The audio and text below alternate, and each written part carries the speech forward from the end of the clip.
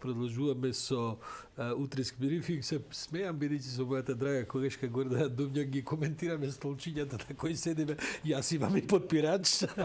За гостите нема подпирачи, бидејќи треба да бидат на штрек, да им биде малку неудобно. И да не залежа, да. Гордана, добро утро, благодарам за... Добро утро, Сашо. Поздрав до тебе и до гледачите на утрински брифинг и читателите на Слободен печат.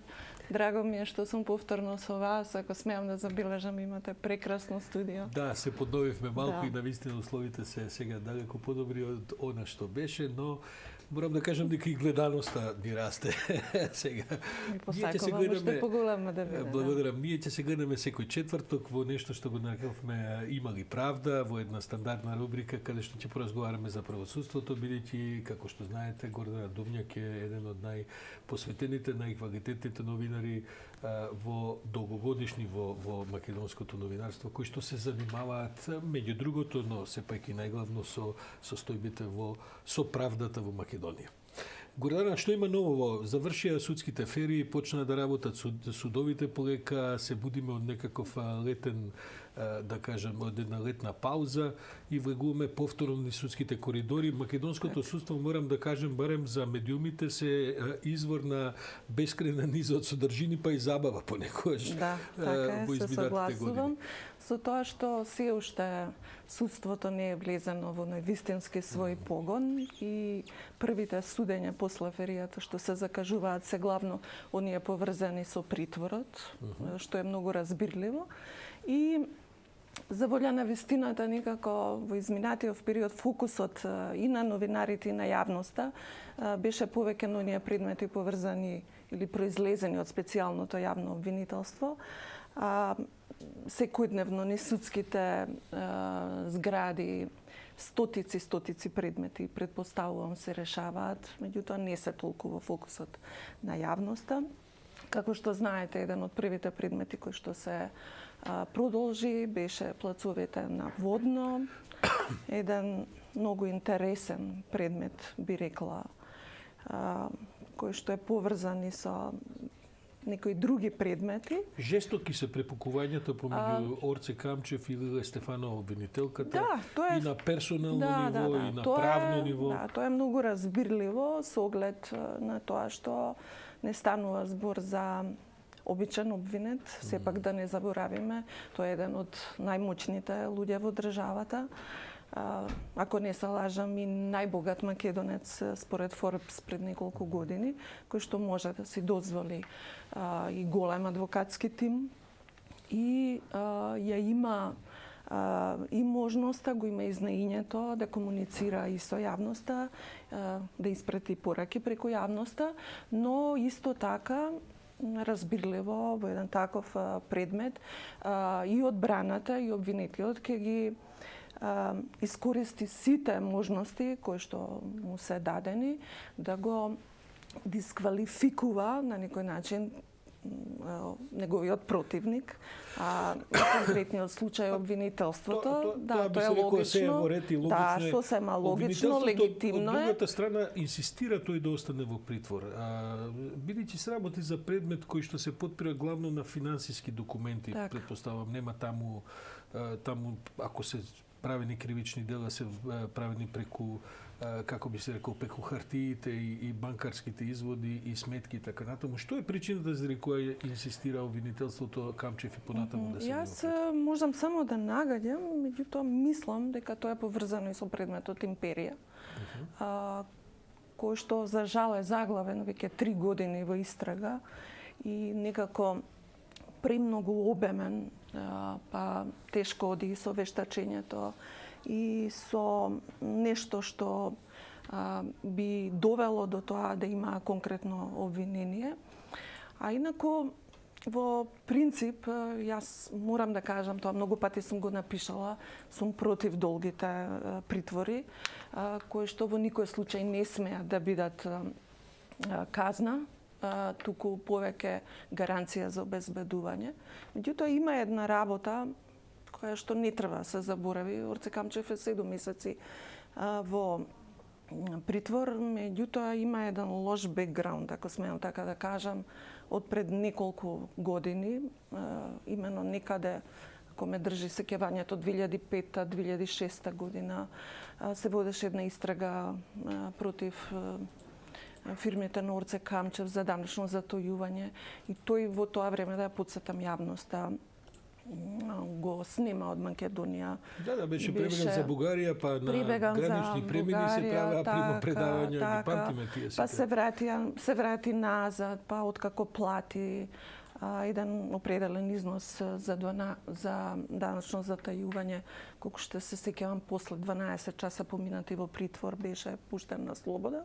Меѓутоа, како и да е, Орце Камчев и неговата одбрана нудат не така мала гаранција од 1,8 милиони евра, што не е за занемарување и во принцип да сме една нормална држава со сите нишани, тој вид на гаранција во високи износи треба да ја прави спокојна државата, дури во ситуација да избега некој, дека ќе се наплати со оглед на тоа што многу малку пари влегуваат по овој основ. Не сум сигурен каква е штетата во самиот судски спор и дали таа гаранција може да ги надминува сумите за кои станува збор. Мислам дека штетата е околу 1,5 милиони евра. Тоа се огромни пари за нормални некакви околности. Меѓутоа, ми се чини дека повеќе има тука некои работи кои што предпоставувам по оценка на обвинителството се спорни за да се одобри гаранцијата. Некако цело време фокусот е на обвинителството и на таа релација и личен анимозитет помеѓу Лила Стефанова, обвинителката. Само да подсетиме за господинот Камчев имаше и да кажем, од надлежни органи наводи дека се подготвува за бегство, бидејќи е регистриран во разговори со таква содржина. И понатаму АНБ тврди, Агенцијата за национална безбедност, дека имаат легитимен документ, па и парламентарна комисија ги прегледуваше, ги чешлаше документите. Така што, да се вратам на муабетот предходен, се заборава дека одлуката за притвор од судот ја носи. Предлага обвинителството, а вака се добива впечаток дека обвинителството е тоа што и заради каприците на Лиле Стефанова или некој друг обвинител не излегува на слобода. Значи, јавно е познато дека господинот Камчев има легални бизнеси во Бугарија. Има и статус во Бугарија. Статус има, тој за малку не стана и почасен конзул на Бугарија. И има една работа, тоа се некои информации кои што предпоставува многу повеќе ќе бидат понатаму анализирани, околу самиот имот, дека она што се нуди како гаранција, според некои мои информации, да бидам искрена, добиени од колегите од Фокус кои што работат на овие теми, станува збор за нечист имот. Нечист, условно кажано, имот обременет со хипотеки, кои после тоа, евентуално, ако треба да се наплати, е тешко да се реализира. Добро.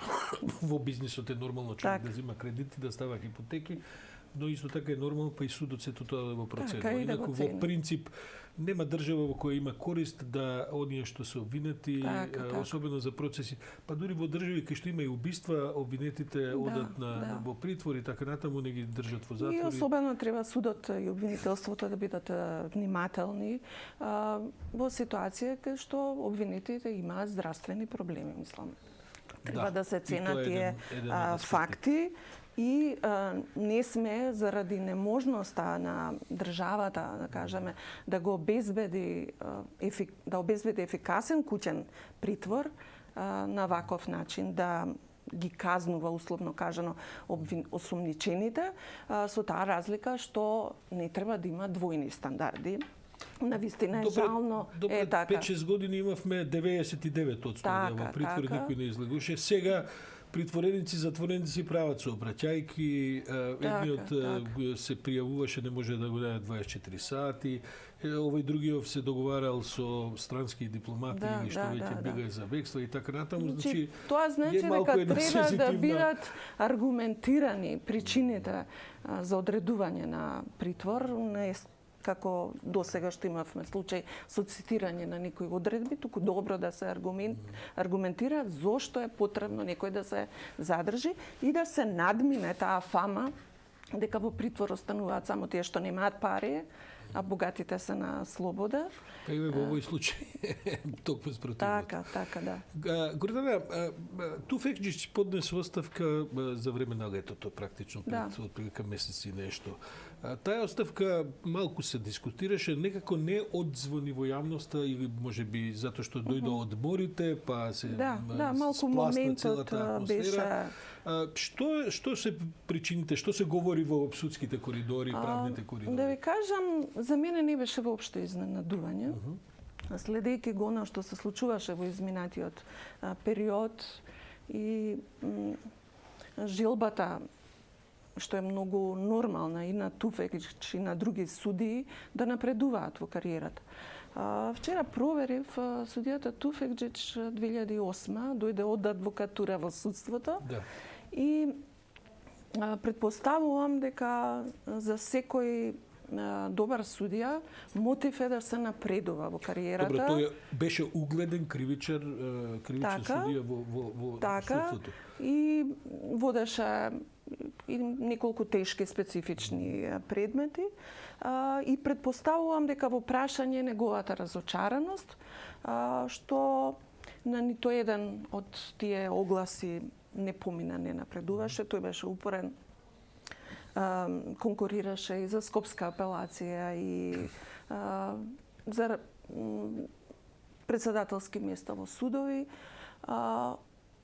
Тоа само по себе не би било проблем доколку има некаков ред во судството и доколку на вистина се применува таа методологија онака како што треба за судиите и тој што е најдобар, што ќе избие прв на листата, бидејќи таму има на вистина разработена методологија за број на добиени бодови според години на стаж, материја која што ја работи, доколку на вистина победуваат на тие избори во судскиот совет најдобрите или оние што ќе бидат први. Така што ако сте вие судија и ако знаете дека некој подобар кандидат се пријавил од кај вас, ќе бидете трпелив следниот пат и да се надевате дека ќе дојдете и вие на позиција да напредувате. За жал, во изминатиот период тоа не беше така. Имавме бројни случаи, значи не е инцидент еден или два, туку повеќе случаи каде што 5-то, 8 рангирани, 10-то рангирани избираа први на листата. Значи, ако тоа порано го критикувавме дека е одлика на поранешниот судски совет во време на владењето на ВМРО ДПМН, сега гледаме дека се повторува и со овој судски совет, што е недозволиво. Вчера, например, имаше една интересна дебата во организација на Институтот на европски политики, каде што се разгледуваат токму реформите во правосудниот сустав, правосудниот систем и мене, да бидам искрена, не ме мрзаше да го изгледам онлайн сето тоа што таму се случувало.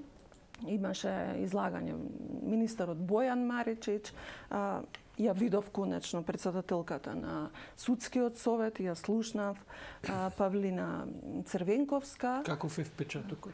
Впечатокот. Знаете што премногу сум долго во судството за да верувам на убави зборови. Ќе почнам од исказите на министерот Маричич.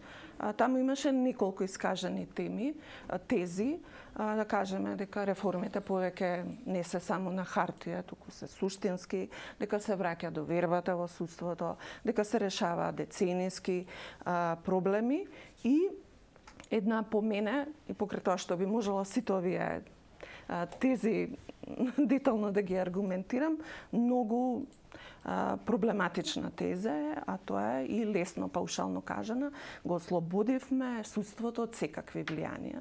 Да не се лажеме. Тоа ниво Америка и Британија и Германија веројатно да е точно. Да. Гордана, 9:26, нашиот термин беше до 9:25, но јас апсолутно се уверувам по кој знае кој пат дека потполно има смисла твојот неделен ангажман. Да, со тоа што секоја од овие теми, тоа сакам да ти кажам, ќе имаме. Така е. Благодарам за ова учество. Благодарам за покана.